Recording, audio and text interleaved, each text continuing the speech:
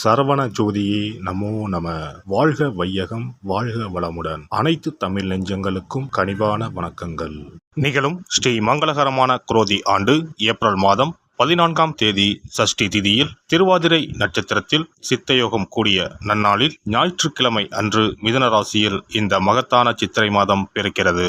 இம்மாதம் கிரகநிலை என எடுத்துக்கொண்டால் மேசத்தில் சூரிய பகவானும் குரு பகவானும், கன்னியில் கேதுவும், கும்பத்தில் செவ்வாய் சனியும், மீனத்தில் 3 கிரகங்கள் அதாவது சுக்கிரன், புதன் மற்றும் ராகு பகவான் உள்ளனர். இம்மாத கிரகப்பெயர்ச்சி என எடுத்துக்கொண்டால் 22/4/2024 செவ்வாய் பகவான் கும்பத்தில் இருந்து மீனராசிக்கு இடப்பெயர்ச்சி அடைகிறார். 25/4/2024 சுக்கிர பகவான் மீனராசியில் இருந்து மேசராசிக்கு மாறுகிறார். 6/5/2024 அன்று புதன் பகவான் மீனராசியில் இருந்து மேசத்திற்கு இடப்பெயர்ச்சி அடைகிறார். 1/5/2024 அன்று குரு பகவான் மேசத்தில் இருந்து ரிஷபராசிக்கு மாறுகிறார். இம்மாத வாஸ்து நாள் சித்ரா பௌர்ணமியுடன் இணைந்து வருகிறது.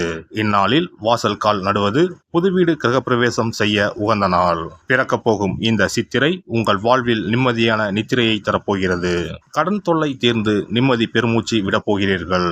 இனிமையும் கசப்பும் கலந்த மாதமாக இருந்தாலும் நன்மையே அதிக அளவில் நடைபெற வாய்ப்புள்ளது.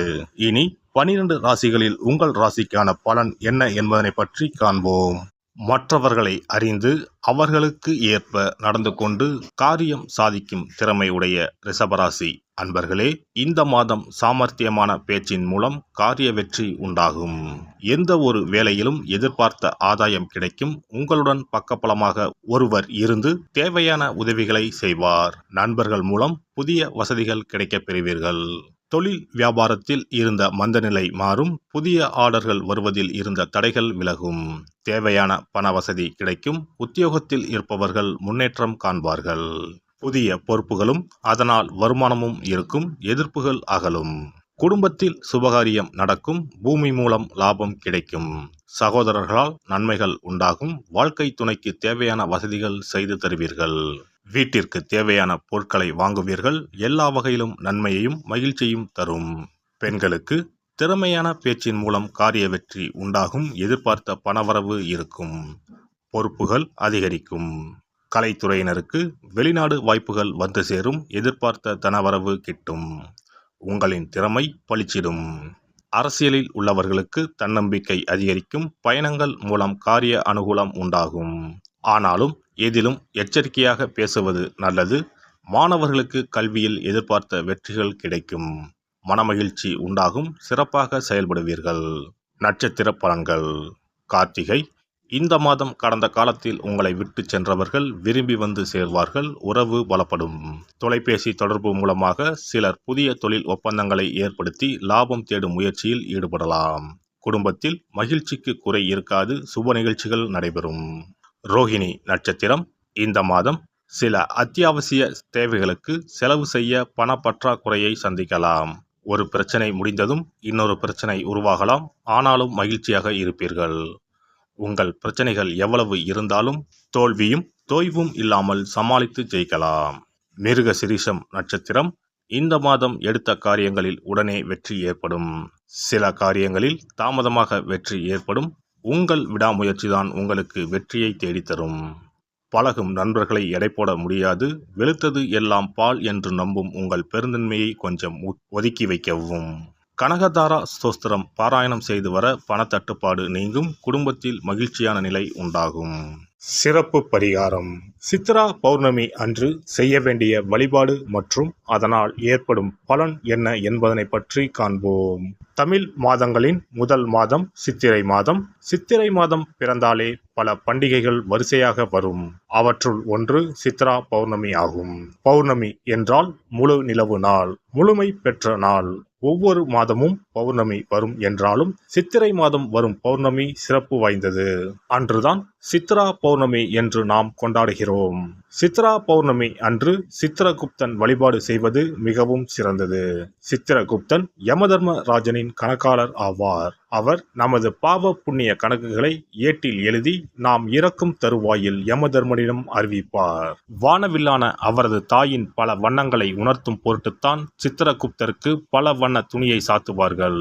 சித்திரகுப்தன் கேது என்ற கிரகத்திற்கு உரிய கடவுள். அவருக்கு கொள்ளினால் செய்யப்பட்ட வடை அல்லது சுண்டல் படைக்க வேண்டும். மலர்களால் அர்ச்சனை செய்து வழிபட வேண்டும். சித்ரா பௌர்ணமி அன்று சித்ரகுப்தனை வழிபடுவதன் மூலம் நமது எண்ணங்கள் தூய்மை அடையும். நாம் பாவ செயல்களை செய்யாமல் புண்ணிய செயல்களை செய்யும் வகையில் நமது எண்ண ஓட்டங்கள் தூய்மை அடையும். பாவம் மற்றும் புண்ணியம் செய்ய தூண்டுவது மனம். மனதை செம்மைப்படுத்தி புண்ணிய வழியில் மனதை செலுத்தும் வழியை சித்ரகுப்தன் நமக்கு அருள்வார். அதன் மூலம் செம்மையான வாழ்வு கிட்டும், செல்வ வளங்களும் பெருகும். செவ்வாயின் நட்சத்திரமான சித்திரை நட்சத்திரத்தில் சந்திரன் சஞ்சரிப்பதால் அன்று அம்மன் வழிபாடு செய்ய செவ்வாய் தோஷம் நீங்கும். அன்றைய தினம் தாய் கிரகம் சந்திரன் அதிபலம் பெறும் நாள். இந்த நாள் பெண்கள் தாயையும் தாய் வம்சத்திற்கு செய்ய வேண்டிய ஆகம கடமைகளையும் செய்ய வேண்டிய நாள். மாங்கல்யம் வளம் பெறும் நாள். சித்ரா பௌர்ணமி அன்று வீட்டை சுத்தம் செய்து பூஜை அறையில் விநாயகர் படத்தை வைத்து அரிசி மாவால் சித்ரகுப்தன் படம் வரைந்து கையில் ஏடும் எழுத்தாணியும் வரைய வேண்டும். சித்ரகுப்தா என்று சொல்லிக் கொண்டு இருக்க வேண்டும். அன்று உப்பில்லாத உணவுகளையே உண்ண வேண்டும். மாலையில் பௌர்ணமி தினம் உதயமானதும் சித்ரகுப்தனுக்கு பூஜை செய்ய வேண்டும். தலைவாழை இலையில் சர்க்கரை பொங்கல் அல்லது வெண்பொங்கலை படைக்க வேண்டும். பயிற்றம் பருப்பு எருமை பாலும் சேர்த்து பாயாசம் செய்து நிவேதனம் செய்யலாம். சித்ரகுப்த விரத முறையில் மக்கள் உப்பு, பால் மற்றும் பால் சார்ந்த பொருட்களை தவிர்க்கின்றனர். காரணம், காமதேனுவிடமிருந்து சித்ரகுப்தம் தோன்றியதால் பால் மற்றும் பால் சார்ந்த பொருட்கள் தவிர்க்கப்படுகின்றன. படையலுடன் எல்லா காய்கறிகளும் சேர்த்து கூட்டு நிவேதனம் படைக்க வேண்டும். தொடர்ந்து தீபாராதனை காட்டி ஏழைகளுக்கு முடிந்த அளவு தானம் கொடுக்க வேண்டும். ஏழை மாணவர்களுக்கு பேனா, பென்சில், நோட், புத்தகங்கள் தானமாக கொடுக்கலாம். அன்னதானம் செய்வது மிகவும் சிறந்தது. இதன் மூலம் திருமண தடை நீங்கும், குழந்தை பாக்கியம் கிடைக்கும். முக்கியமாக நோட்டு புத்தகம், பேனா, பென்சில் முதலிய எழுத பயன்படும் பொருட்களை தானமாக வழங்கினால் நமது வாழ்வு சிறக்கும் என்பது நம்பிக்கை. ஒருவரின் ஜாதகத்தில் கேது சரியில்லை என்றால் பல பிரச்சனைகளும் உடல் உபாதைகளும் அனுபவிக்க நேரிடும். அதனால்தான் ஜோதிட சாஸ்திரம் ராகுவை போல் கொடுப்பார் இல்லை, கேதுவை போல் கெடுப்பார் இல்லை என்கிறது. இப்பேற்பட்ட கேது பகவானின் தொல்லையில் இருந்து விடுபட வருடத்திற்கு ஒரு முறையாவது சித்திரகுப்தனை வணங்க வேண்டும். எல்லாம் வல்ல இறையருளால் நீங்களும் உங்கள் அன்பு குடும்பமும் உடல் நலம், நீலாயுள், நிறை செல்வம், உயர் புகழ், மெய்ஞானம் ஓங்கி வாழ்க வளமுடன்.